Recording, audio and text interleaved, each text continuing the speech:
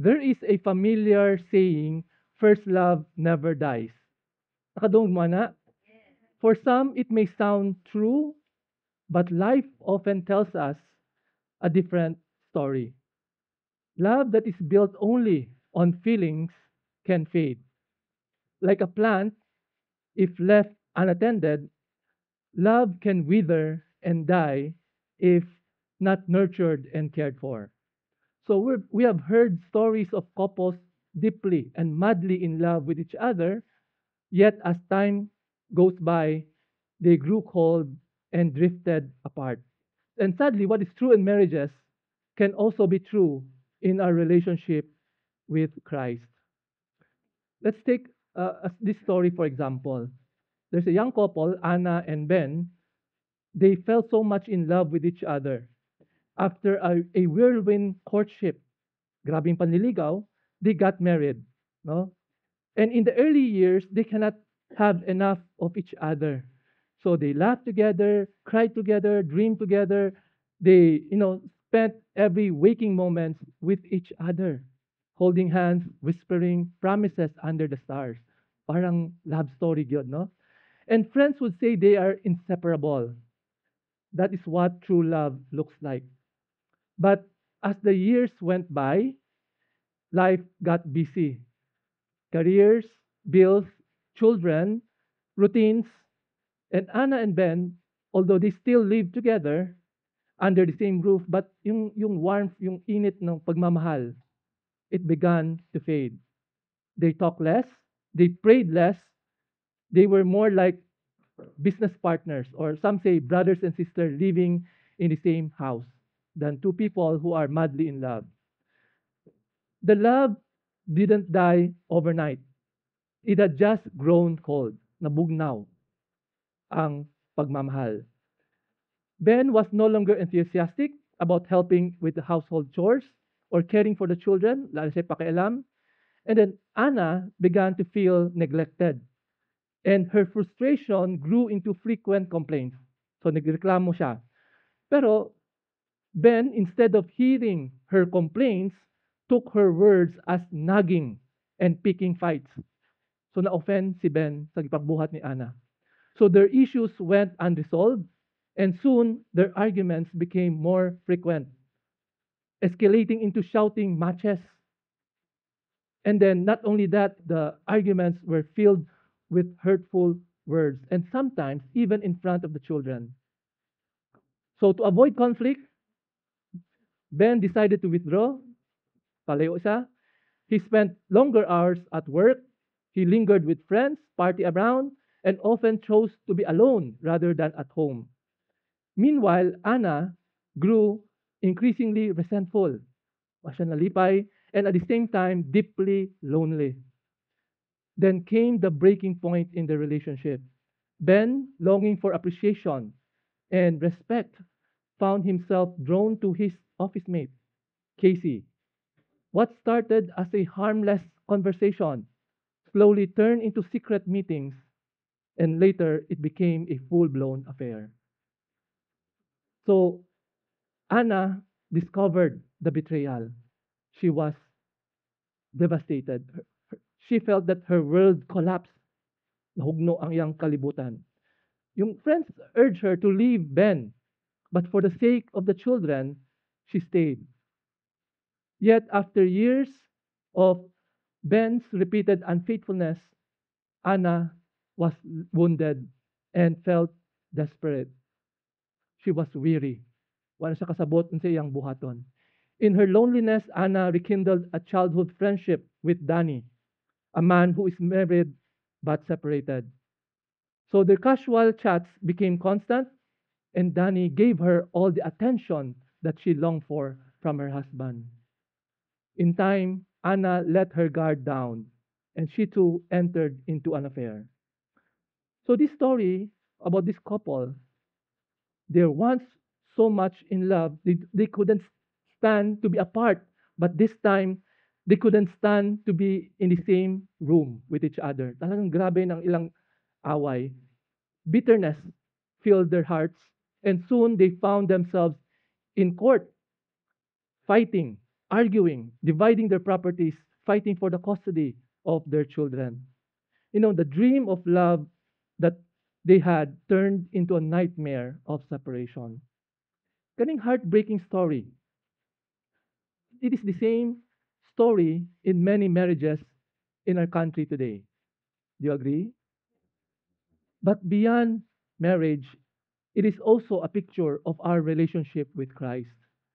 Although each of us may find ourselves in a different or in different stages of the story. Dili pare-parehas ang stages, but makita nato na ay kabugnawan sa atong pagkaminyo and na kabugnawan sa atong relasyon kang Hesus Kristo.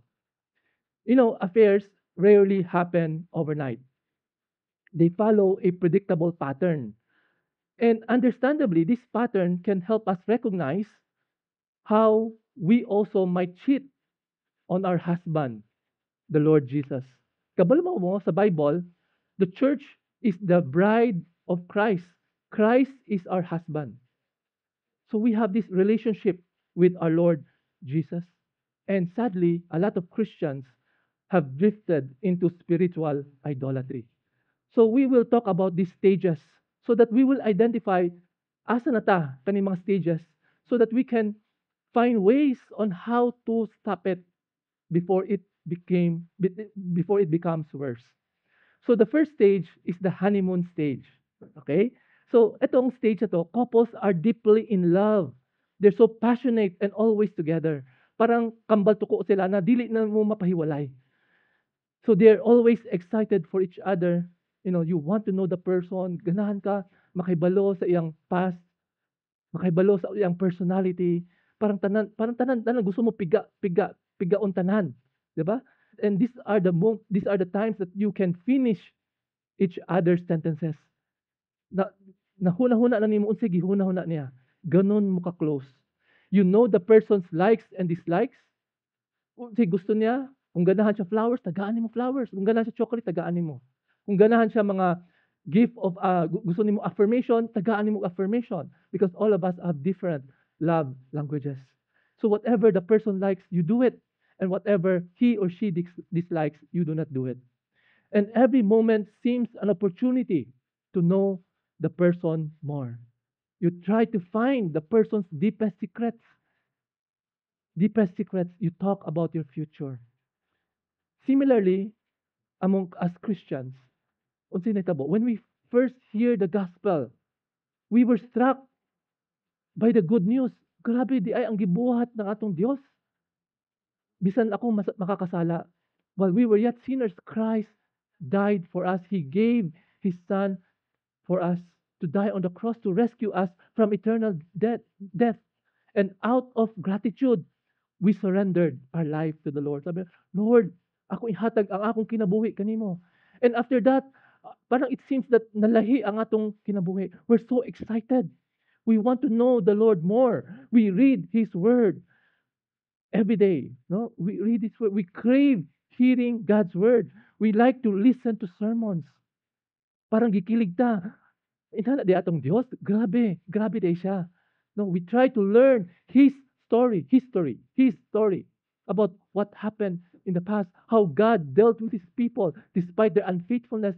God remained faithful, and we fell so much in love with the Lord, di ba? Ito yung time na we're so excited. We gain a new perspective in life. We have an eternal perspective. Kabluta, tanan sa kalibutan, temporary. Natay kadasig, no? Natay kadasig. Dili ta nagluya kay we see life never the same again, no? Parang lahi ang pananaw nato sa kalibutan. During the honeymoon stage, we prayed, no? I prayed a lot. Ampo kita. And then atong gisulti nato kang Dios. We tell the Lord of our dreams, our desires, our plans. We ask for guidance. Lord, kani ba kagustuhan nimo, Lord? Sa akong buhaton, Lord. And we waited upon the Lord. We were so eager to serve the Lord. Pag may opposition, okay, kasi ka na mag-serve. Yes, ako volunteer to serve the Lord. We joined in Bible study, with prayer meetings. We come together with fellow believers. I remember when I first heard of the gospel. Actually, ang tutor na ako, ang private tutor na ako, ang nag-share na ako when I was around grade 5, grade 6. She shared to me the gospel and she gave me a New King James Bible. Remember, I was in grade 5 and grade 6. Bisan, wala na akong kasabot, gibasa ra gyapon nako, nag-nosebleed ako kasi King James, King James, die, di, dan. So medyo lalum kaayo for a grade 5 or grade 6. But I was so dedicated. I read the word with excitement, trying to know more about the Lord. And in high school, there come an opportunity to serve na I need sa local fellowship namong Ugpianis. And I just, you know, that summer before, my parents hired a tutor. They bought us an electric parang keyboard. So nag-hire siya ng tutor, nagtuon ako. And then pagka school days, nalaman ko merong need of a pianist. And then I volunteered. Bisan dili pa ko maayo. Bahala na, basta I want to serve the Lord. And I remember the first time I played, daghang kay mga sayop. And I cried. Nahiya ako. My advisor told me, okay lang yan. Practice. And that gave me yung tagaan ko kadasig. So I continued. I practiced. Although, tama karon di pa ko maayo, pero siguro nakita ni Lord ang akong kasing-kasing. I improved over time. And then, when there was an opening sa among church, I played, although as a backup, kay di man ko maayog yun. So, napay mas maayo na ako. But, I, I, I, I dedicated service to the Lord. If there's a chance, no, I tried to hone my skills, and I joined the worship team and played. Although occasionally, kasi meron kaming main, ako lang backup. I do not know, what's your conversion story? Have you experienced first love with the Lord? Or basin, wa po mo ka-experience, ana? Or nalimot na mo, agi ka sa kadugay? That's why it's very important to remember our first love. Maybe when you accept the Lord, I don't know, maybe, kasi naman good tao na nakadungog og good news, alak ka, mamatay din sa impyerno, sige na, dawa to na nako, para sigurado, di ba? But the problem is was there change in your life? Di ba? When you accepted the Lord, the old has passed, the new has come. There has to be something new. There must be a transformation. So kung wala, okay, mag-isip-isip ka. Basin wala pa ka sa honeymoon stage. Maybe now's the time, no? To fall in love with the Lord. To fall in love with the Lord. You know, now's the time. Christianity is not a religion, but a personal relationship. Na ba mo'y personal relationship? And then nasinati ba ninyo ang first love with the Lord? Okay? Kung ako ba nakasinati, well and good. Pero pag wala pa nakasinati, okay, that's something that you have to watch out for. Okay? And then the question is, who is the Lord to you? Okay? Who is the Lord to you? That's pangutana. Na ba kay personal relationship with the Lord? Have you experienced the first love with the Lord? So that's the first stage, the honeymoon stage. Now let's go to the second stage, the neglect stage. Neglect stage. Here in this stage, couples lose affection for each other due to busyness, routine, children, work, or even distractions. Kaning mga couples, they're still together in the same house, they're faithful, but the spark is gone. Wala na yung kilig. Wala na yung kilig. And then the spouses, they still serve each other. For the wife, she cooks, prepares the food, takes care of the household, and the husband, work, provide for the family. Parang naging routine. Day in, day out, day in, day out, day in, day out. They talk less. They don't say, I love you anymore. So when was the last time you say that to your spouse? They don't share each other's hopes, dreams, fears. Wala na sila nagstoryahanay. O sa ilang plano sa ilang kinabuhi. Kung mag-away sila, wala na tingganay. Kasi mas dugay, bahala ka. Sometimes for days and even weeks. And if they talk or interact, everything is transactional. Sounds familiar? Transactional. Say kailangan o say istorya ta. Pag di na kailangan, di na ta magstorya para walay away. Instead of talking, they spend more time on their cell phones. Instead of entertaining each other, they turn themselves to Netflix, phones, or even friends for entertainment, or even social media. So this is the stage where many marriages settle. Mo ni ang stage na kadaghanan sa mga marriages na adere, neglect stage. So if you are married, take note. Are you in this stage? Are you in this stage? You reflect. And even Christians also are in this stage. Most Christians are in this stage. Yung kabugnawon, nabugnaw, nawala na. So, in fact, these are also the words of Jesus to the church in Ephesus, found in Revelation chapter 2, verses 1 to 7. Revelation chapter 2, verses 1 to 2. So let's go to verse 2. By the way, this is Jesus talking to the church in Ephesus. Ingon siya, I know your deeds, your hard work, and your perseverance. I know that you cannot tolerate wicked people, and that you have tested those who claim to be apostles but are not, and have found them false. You have persevered and have endured hardships for my name, and have not grown weary. So kaning mga Kristohanon sa Ephesus, at the time they were working and serving the Lord. Padayon gyapon sila serving. They keep their guard up against false teachers, and then they're grounded in the word. Way problema sa word. Okay sila sa word. They persevered and endured hardship. Nagpadayon gyapon sila. And I think a lot of couples are like this in this stage. You know, they are serving each other, okay? They're working, helping, serving the family. Pero si problema, may problema. Okay, let's look at the passage. Let's continue. Jesus continued, "Yet I hold this against you. You have forsaken the love you had at first. Apan ako adunay batok kanimo niini. Imong gibiyaan ang gugma nga imong kabatunan sa sinugdanan." Kumbaga, you have forsaken your first love. Let's look at the Greek version. You know, the original Greek can be translated as this: your first love you have left. Gibiyaan nimo ang imong first love. In NASB, ang translation is you have left your first love. In ESB, you have abandoned the love you had at first. So, lahi-lahi ang translation, no? You have left, you have abandoned, you have forsaken. Gibiyaan ang imong unang gugma.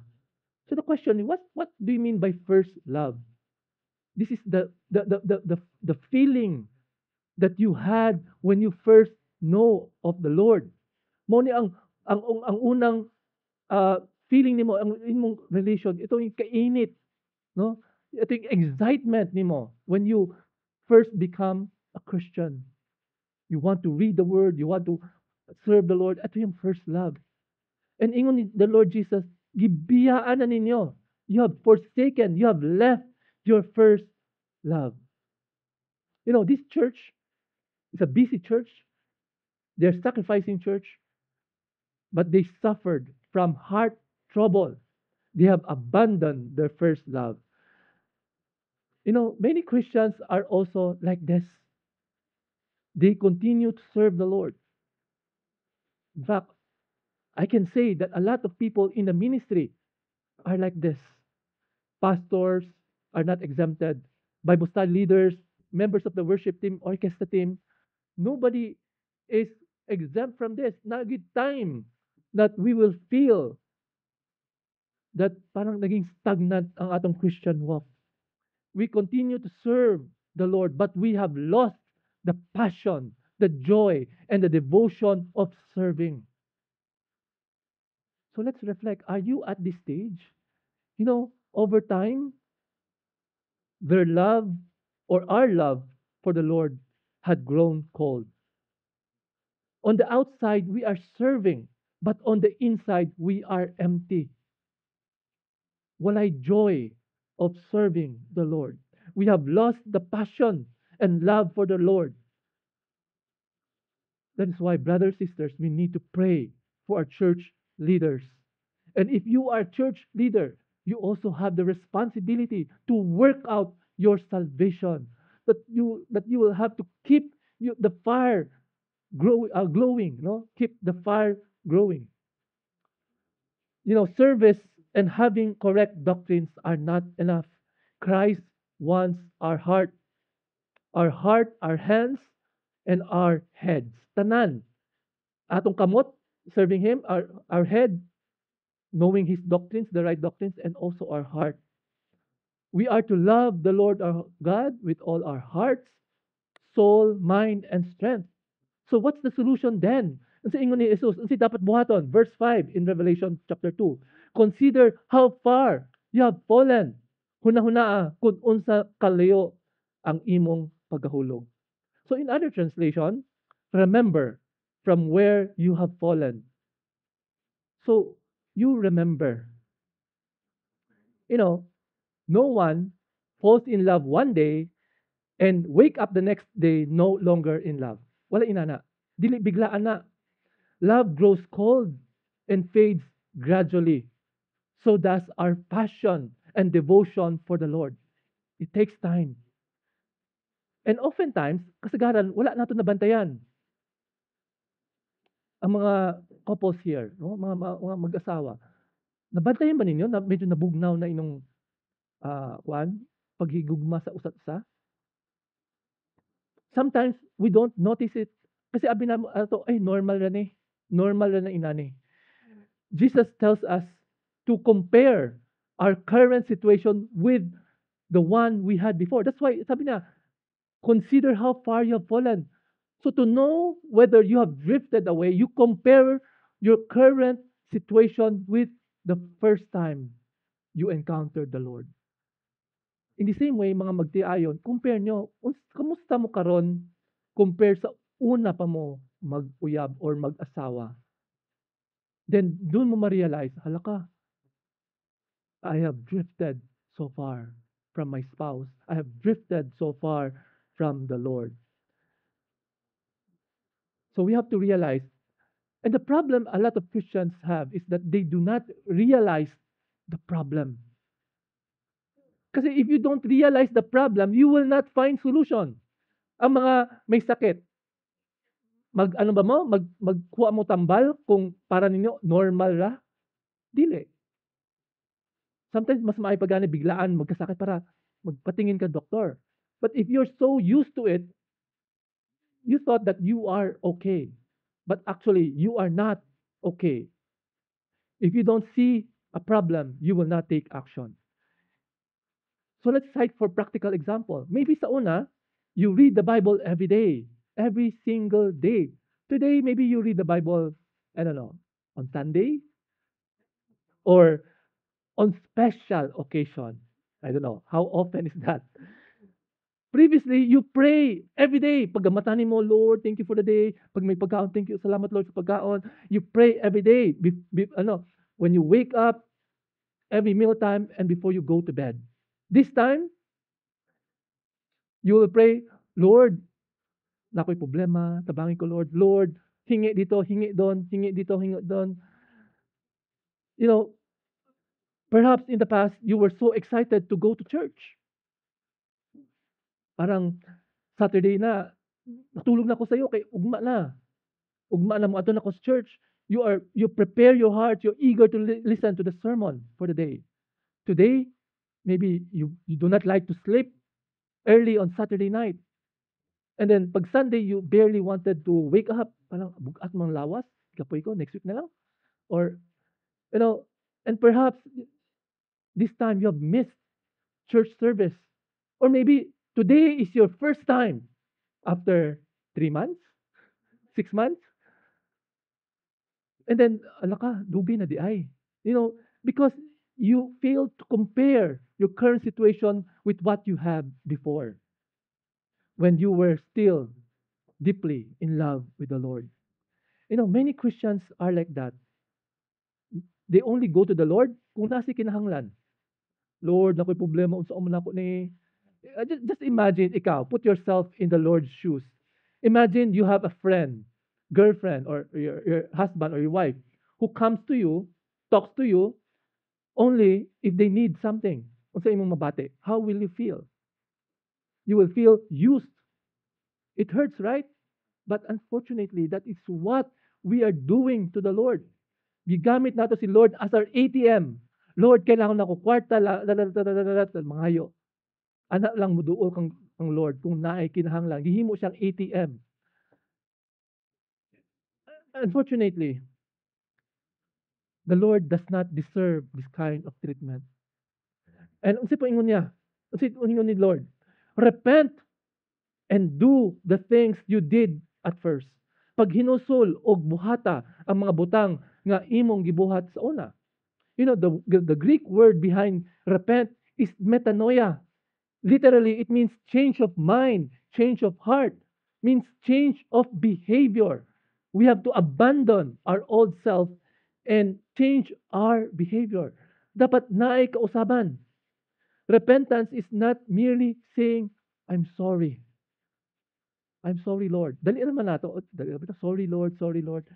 Pero ang ipangita ni Lord is dili ang imong sorry, kundili ang imong paghinosol. There has to be a change in your behavior. Imagine the husband telling the wife, sorry, Han, nangaliwa ako. Pero sige lang, padayon na gyapon ko. What will your wife accept it? Of course not.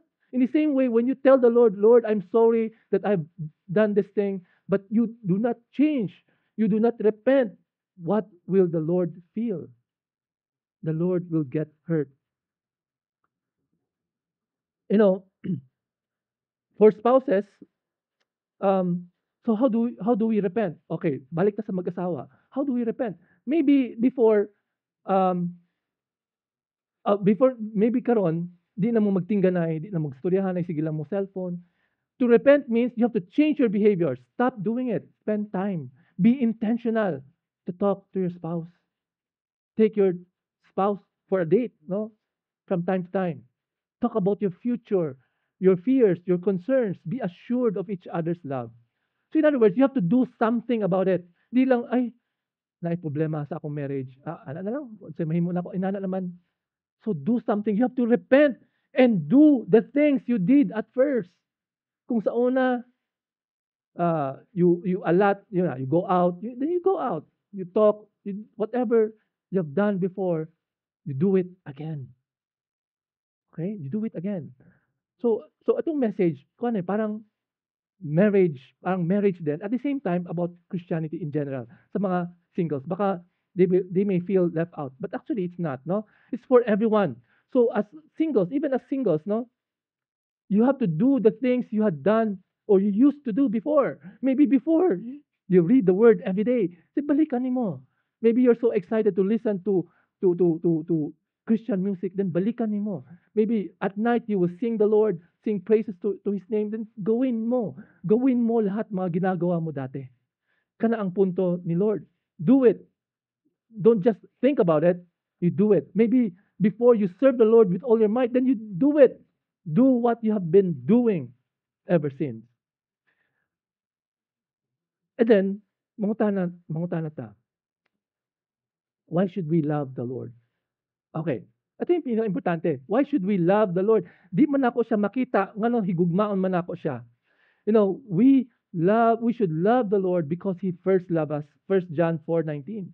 And how did God love us? Romans 5:8. God demonstrates His love for us while we were yet sinners. Christ died for us. Inana gipakita ang higugma ni Lord nato. Samat kita mga makakasala, siya namatay sa cross alang kanato. And then, okay, maybe you are at this stage, you have grown cold. How would you ignite your passion and love for the Lord? You know, unsa ba? Unsa may technique para so that you will fall in love with the Lord more? How? What should you do? Okay, I'll just give you this story. I believe I have preached on this. You know, one time Jesus was invited to the house of Simon, a Pharisee, and a sinful woman, a known sinful woman, came with an alabaster jar. Remember the story? Tapos nihilak siya sa tiila ni Jesus. Tapos he wiped the feet of Jesus with her hair and then poured perfume at the feet of the Lord Jesus. And then si Simon naghunaw na, sayang po dana oy. Ang mahal magud ang perfume dapat gihatag na lang sa mga pobre. And Jesus knew the thought of Simon. He said, Simon, he gave a parable. Two people owed money, one large debt, one smaller debt. Tapos both debts were forgiven. Jesus asked which debtor would love the lender more. Sabi ni Simon, syempre yung mga mas dako ang utang ang mas nahigugma sa lender. And Jesus explains, her sins, which are many, are forgiven. For she loved much, but he who is forgiven less loves little. So the principle is if you want to fall in love with the Lord, you have to realize how much debt you have and how much He has paid your debt on the cross. You have to realize how far you have been. Then nung ma-realize nimo, grabe na di ay akong kasalanan, then dito nimo ma-realize, grabe di ay ang gugma sa Ginoo, and you will respond out of love to God. Maulaw na ka ng Lord. You will have this reverential fear. Grabe ang himo ni Lord na ako. Kung ako pagyapon siya saktan, napakawalang hiya ko na. Diba? Wala na may kaulaw. I've been crucifying the Lord all over again. Then you will realize that you do not want to take advantage of the Lord. You don't want to hurt the Lord. You don't want to take His grace for granted. So, ang importante, you have to realize how much the Lord has loved you. How much the Lord has done for you. Kasi until masinati ni mo na ina nagibuhat ni Lord, dili gyud. The Philippines is a Christian country. I'm sure 100% a lot of people have heard of the gospel. They know what the Lord has done. Pero ngano walay kausaban, kay wala ni talab silang kasing-kasing. Para nila wala lang yan. But once they realize the gravity of the situation, then that's the time that they will be convicted, that they will learn to respond in faith and in love. So brothers and sisters, kung nabugnaw na mo, balikan ninyo. Remember your first love. Remember why you love the Lord. And then, ignite the hunger and spirit within you. Napay continuation, ingon ni Lord sa Revelation chapter 2. Na may warning, if you do not repent, I will come to you and remove your lampstand from its place. Kung dili mo maghinusol, muahan na ako kanimo ug kuhaan ang imong tangkawan. So what do you mean by that? Meaning, your light as a witness will be taken away. It will be extinguished. Kuhaan ni Lord ang blessing. And it talks about judgment. If you don't fail to repent, you will be judged. Diba? Many marriages are in this second stage, neglect stage. The reason nga mas dugay ko ani kay dili man ta karamihan. We will go to the other stages later on. So in this neglect stage, okay, many of the marriages are here. So we have to guard our marriages.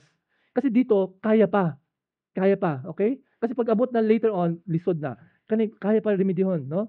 If we don't guard our marriages, it might lead to an affair. And affairs rarely happen overnight. They follow a predictable pattern. So, eto na. After the neglect stage, eto na yung dapat bantayan nato. After the neglect stage is the comparison stage. Comparison stage in marriage, one spouse notices or starts to notice others who understand them. Uy, maayo pa na yun, nakasabot na ako. Unlike akong bana, the understanding. The husband who feels unappreciated and often shouted at by the wife would notice others. Uy, buutan na kaning babae, oy, malambing. I like this girl because she appreciates and respects me. On the other hand, the wife who feels that her husband does not listen to her or care about her would notice other guys. Kabuutan aning lalaki, oy. Maminaw siya na ako. Di sama sa akong bana na wala gyud, walay pulos. That's the comparison stage. The minor complaints that you have with your spouse, in this stage, it will grow, mudako. And then, mudako na, you will develop resentment. Okay? You will resentment. And this comparison would lead to coveting. Mag-covet ka. May pa yung bana, kaning gibuhat niya. Muhatag pog flowers, mo caring pa, mo pa niyang, you tend to compare, you tend to covet. Okay? Sin of coveting. How I wish that this person could be my husband or my wife. My life would be better. In the same way, as Christians, we fall in this stage. We begin to compare God's restrictions, quote unquote, to the world's freedom. Parang, minta, ngano di man ko pwede mag-entertain og non-believers as my suitor? Why would I limit my options? Unlike pag mga unbelievers, diba, parang bisang kinsa pwede. And kabalo naman ta ni gamay na ang mga lalaki simbahan. And then, paano na? Why can't I? Diba? Parang iniisip, what if I'm not a Christian? Then, I could have experienced a lot of things in this world, no? How I wish I were not a Christian right now so that I can enjoy life. And then, anhan na lang ako mahimong Christian kung hapit na ako mamatay. Diba? Kaya at least ma-enjoy na ako ang kalibutan. I will enjoy pleasures in life. I will enjoy, being top of the world, sa mga lalaki, I will enjoy. Ang akong friends, daghan ko sila uyab, ganapog ko daghan. Para, para mahigalot na ako sa akong mga friends or something like that, no? This is the temptation stage, no? You tend to compare and you tend to covet. And this is the stage that you become dissatisfied. No, wala ang imong contentment. Lack discontent is a sin. Kasalanan 'yon. Kasi whenever you are discontent, you do not trust the Lord. Wala ka nalipay sa imong sitwasyon, you question God, you question the goodness of the Lord. Ngano naman ko dire, Lord? Dapat kanina lang imong gihatag na bana nako. Kanina lang gihatag nimo asawa nako. Sana hindi na kami nakita. Bakit ngayon lang siya dumating sa buhay ko? Parang sabi nila, but why, Lord? Why? This is the stage when you keep on asking, Lord, why? You have to be careful, brothers and sisters. If you are in this stage, you have to repent. And here comes the next stage, the secrecy stage. Itong secrecy stage, you talk secretly with other person other than your spouse. And you develop emotional attachment, dependency on someone. Magstoryahanay mo. And you share your problems that are meant for your spouse. Gipang share nimo sa laing tao. And you began to delete text messages. Kay kabalo ka kung nabasa na siya, masuko gyud nimong bana o asawa. And then you lie about your whereabouts. And then this is the stage that you justify, we're just friends. You're in denial. Wala lagi may gibuhat na dao na dili maayo. We're just friends, And then this is the stage that you lead a double life. You're a double agent. And in the same way, Christians are also in this secrecy stage. Ito yung mga stage that believers seek fulfillment in their careers, relationships, or entertainment from others instead of the Lord. They began to hide their sin. Ang tago nila mga kasalanan nila. It will start small. Ang sin, dili na biglaan na kunari karon, anak ka, ugma, killer na ka. Obviously, it's not. Hina-hina yan. Sin, parang compromises, start small. So, secret sins, dito na papasok yung lust of the flesh. Maybe you start with pornography. Siguro, konti-konti lang. R-rated, tas later X-rated, tas double X, triple X, I don't know how many X are there. Grabe na gyud. And then, greed. Sometimes greed. Konti lang yung greediness mo. Grabe ng greed. Tas yung bitterness mo. Grabe. From small resentment, naging bitter. And this is the stage that, you are sinning inside. Nobody notices it. Ito yung stage that, wala bitaw nakakita. On the outside, you're okay. You come to church, okay. You worship, okay. Ito yung secrecy stage. And we know that the Lord sees everything. We cannot hide our secret sins from God because He will expose them someday. You know, one of the reasons why Christians have no victory over secret sins is because they are secret. Wala may nakahibalo. Walay accountability. That's why it's very important that we have accountability partners. That's why the church developed the discipleship group, the small group, so that we have accountability, so that your leaders can check on you.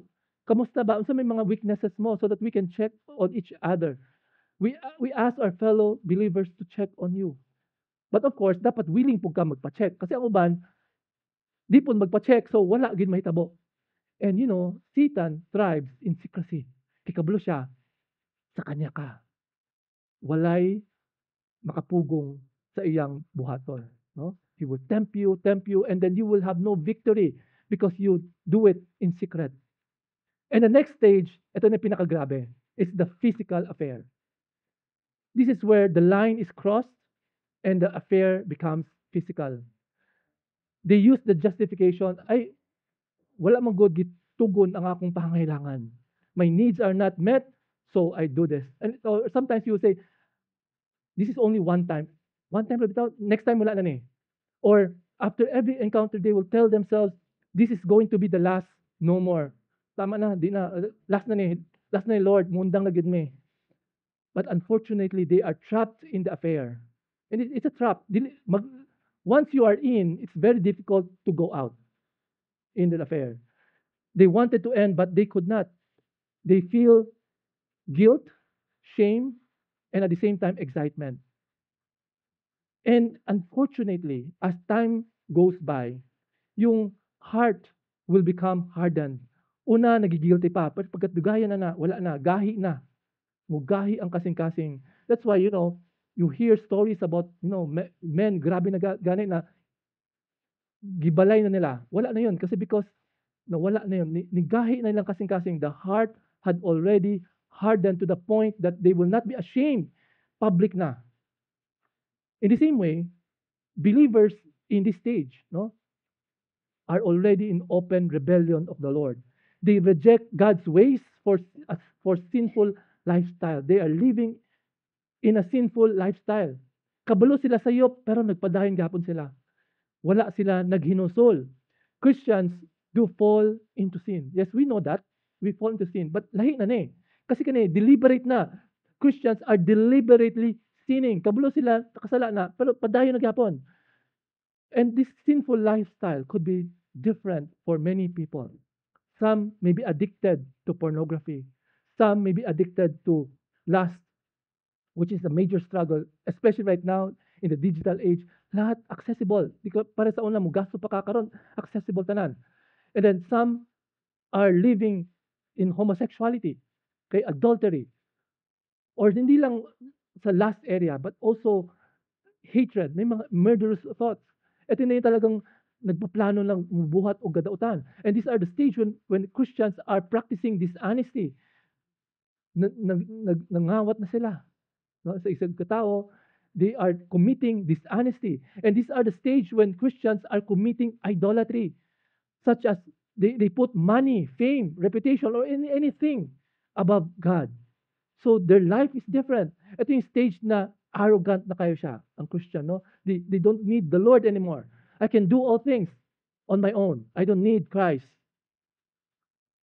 These are the stage that Christians is very far from the Lord.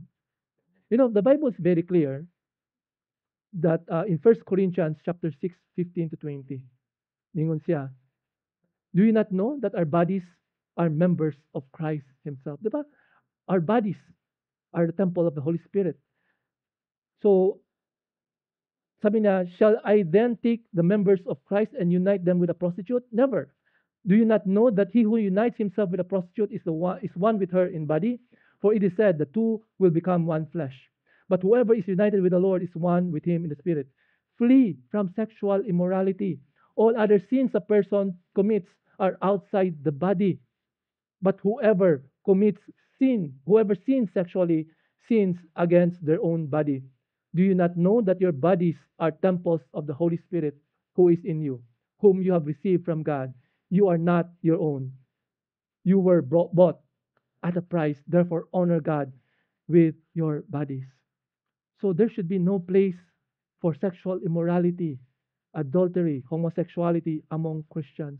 And if you are in this stage, living in this kind of lifestyle, then you need to repent. You need to repent. It's not just saying, I'm sorry, Lord, but really to turn away from sinful ways. And we know that affairs do not last forever. Maybe karon, happy-happy mo, pero time will come. And that will be the exposure stage. This is the next stage, exposure stage. You know, most affairs are discovered sooner or later. One of the partners become suspicious or even complacent. Parang kumpiyansa na ka, you keep your guard down and then doon ka mahuhuli. And then after discovery, what will happen? The innocent spouse will be devastated. And si mahitabo, devastated, hurt, and the family will fall apart. The children are hurt. We cannot hide our sins forever. Jesus said in Luke 12:2, there's nothing concealed that will not be disclosed or hidden that will not be made known. Kanang mga kipangbuhat nato in our secret rooms, our secret sins will be laid bare one day before the throne of the Lord. Hindi mo masabi na you can hide it forever. So in this stage of exposure, the believer has backslidden. Backslide. Nalayo na yun sa Ginoo. His heart is far, far away from the Lord. He may come to church, and some may choose not to do so. May mga tao na nag-backslide na, di na siya maulaw na siya maato simbahan. Pero napoy mga tao na nag-backslide na, pero naa yapon sa simbahan. And some of you may be in this stage. You know, the hearts have become so callous and hardened. Nagahi na gyud ang kasing-kasing. Nabisag unsa pagsulti, di na gyud. They have hardened their heart. They refuse to respond to God's rebuke.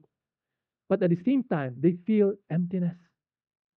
Parang may kulang. Na-feel mo, there's something wrong you cannot describe. There's a void in your hearts. And you know, this is also the stage that God will send crisis, brokenness, and emptiness to wake you up. The Lord will send us trial during this stage, which you cannot handle on your own. And it will lead you to bow down at the feet of the Lord Jesus and cry for help. You know, God permits churches to go through times of trial so that they may become what He wants them to be. In the same way, Christians that are deliberately committing sin, you know, God will discipline you. In Revelation chapter 3, verse 19, those whom I love, I rebuke and discipline. Kanang disiplina ng Ginoo. Gibuhat nimo na, disiplinahon ka ng Ginoo. It will be painful, masakit, but the purpose is restoration. You know, a lot of us are in the neglect stage, but there's a possibility that some may be in the last stage, hapit na gyud, dun na gyud sa grabe na gyud. But the Lord is telling you in Revelation, ito sabi in Revelation, diba? Here I am, I stand at the door and knock. If anyone hears my voice and opens the door, I will come in and eat with that person and they with me. You know, this Revelation chapter 3 verse 19 to 20. Kani kasagaran gigamit nato siya sa mga evangelistic preaching, no, to call the lost to the Lord. But you know, this passage is about the believers. Jesus is knocking at the door of those hardened believers or who claim to be believers.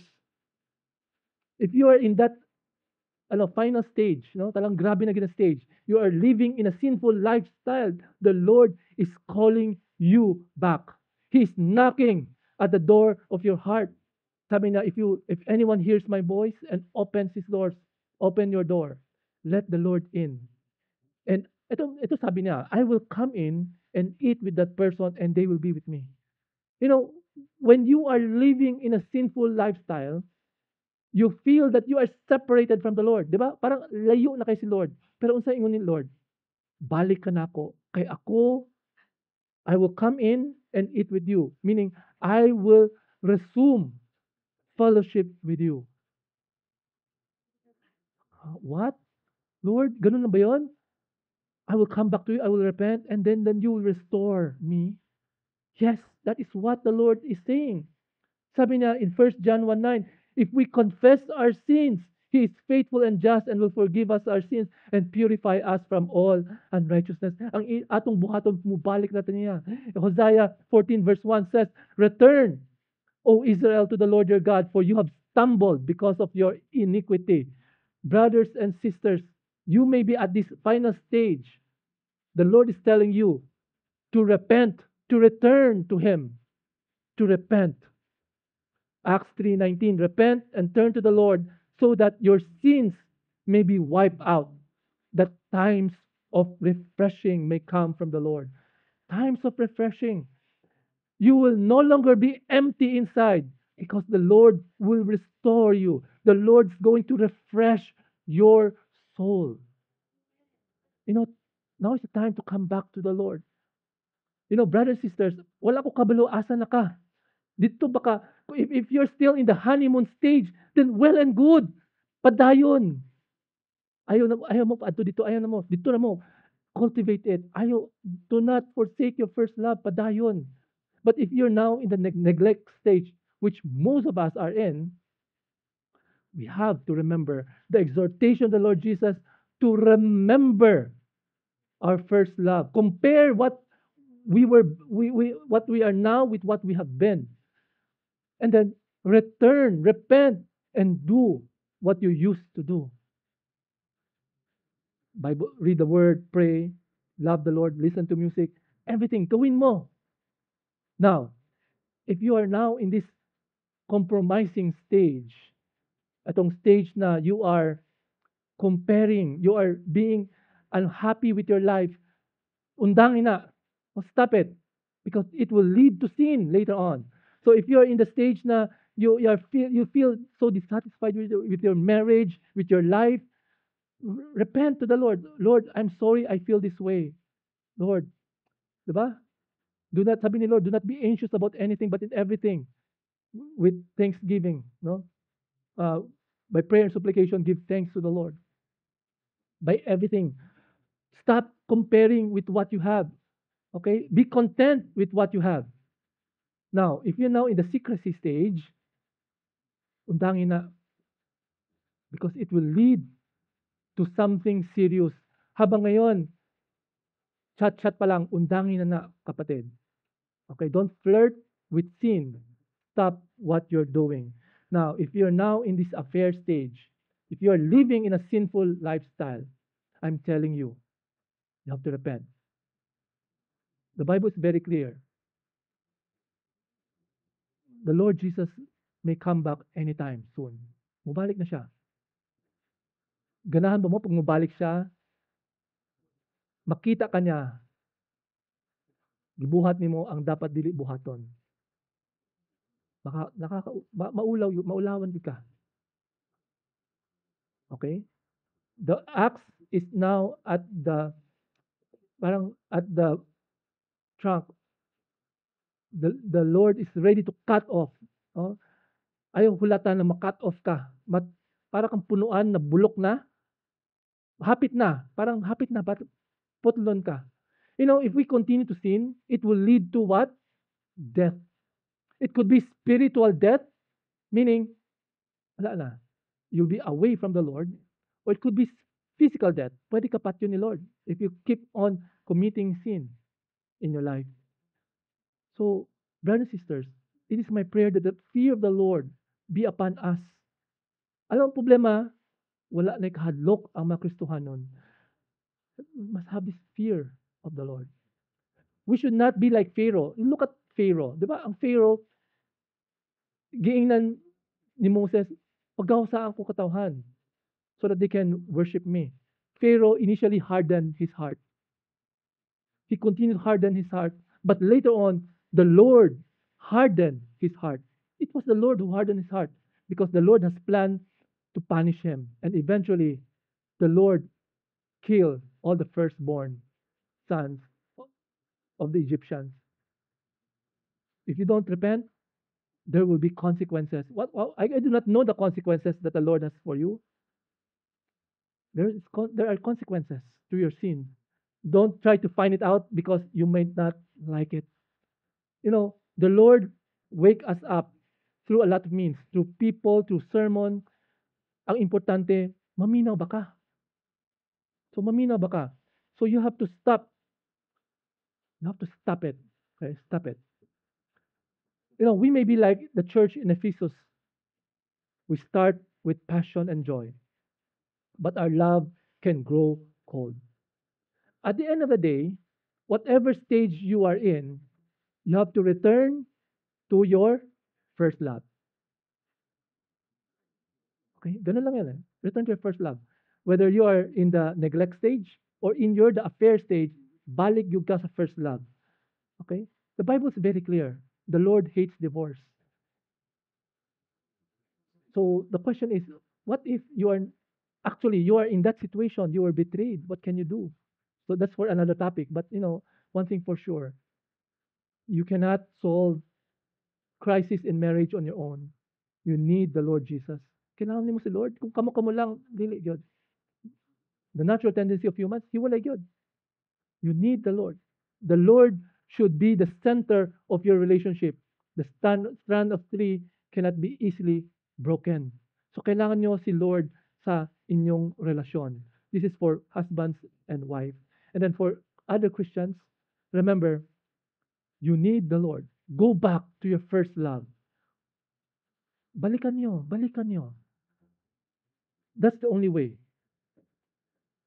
And the thing is, the Lord promised in Hosea chapter 14, verse 4, I will heal their waywardness or backsliding and love them freely, for my anger has turned away from them. Kanindot, no? Pag mubalik ta kang Lord, yatang dawaton, yatang higugmaon, e mawala ang iyang kasuko. So this morning, don't just live convicted, live changed. If you have grown cold, fall on your knees and say, Lord, restore my love for you. Help me to love you more. If you're so busy but empty, then put down your to-do list and come to the feet of the Lord Jesus. And if you're just going through the motions, serving, etc., then stop. Worship Him like you mean it. And if you're living in sin, repent and return to the Lord. Can we all please stand? Let's pray. Amahan sa langit, salamat Lord sa imong pulong o God. Thank you Lord for reminding us, O God, and helping us to recall our first love with you. Lord, we are so sorry for the sins we have committed, Lord, for we have fallen so far from you. Layo na kayo mi, Lord. Kabulo mo, Lord, sa among kasing-kasing, O Lord. You know what is in our heart.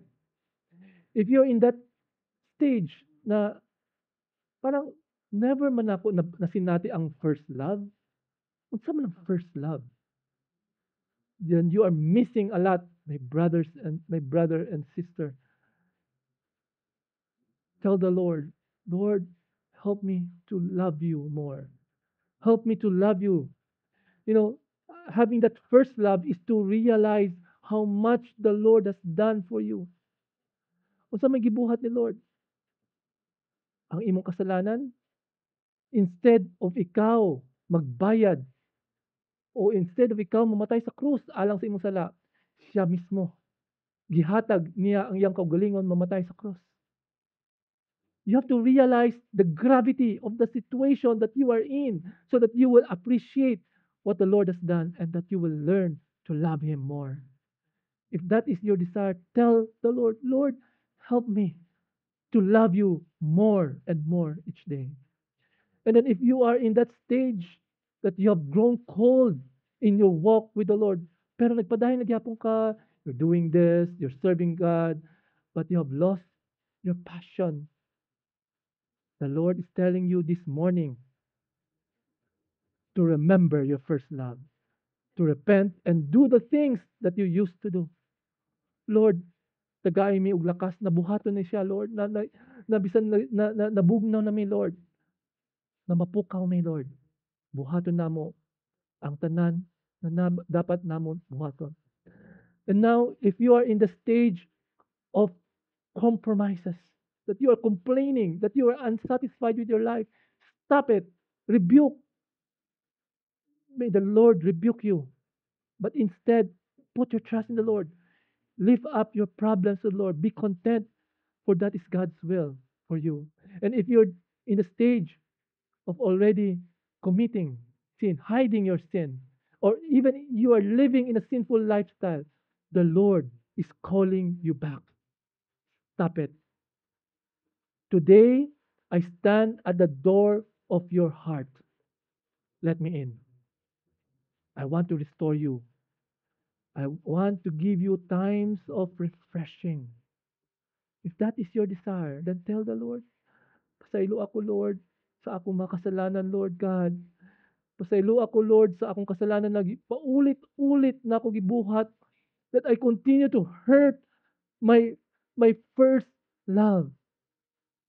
I'm so sorry, oh God. I humbly repent. Lord, kabalo ko di na ko kaya mag-usog ko ako lang, Lord. I need your Holy Spirit. Change me, sanctify me, Lord. Change me to be more like Jesus, oh God. Lord, help me to hate sin, just like Jesus. Help me to hate sin and help me to love you more, oh God. Love you more and more. And I pray that the fear of the Lord be upon each and every one of us, na di mahadlok kita, na dili taganahan na masaktan ang atong first love. Lord, hear the prayer of your people that we repent. And the promise of the Lord is very clear. I'm going to restore you. I'm going to give you times of refreshing. And I thank you, Lord. We just want to commit the rest of the day into your hands. In the mighty name of Jesus, all this we pray. Everybody says, Amen.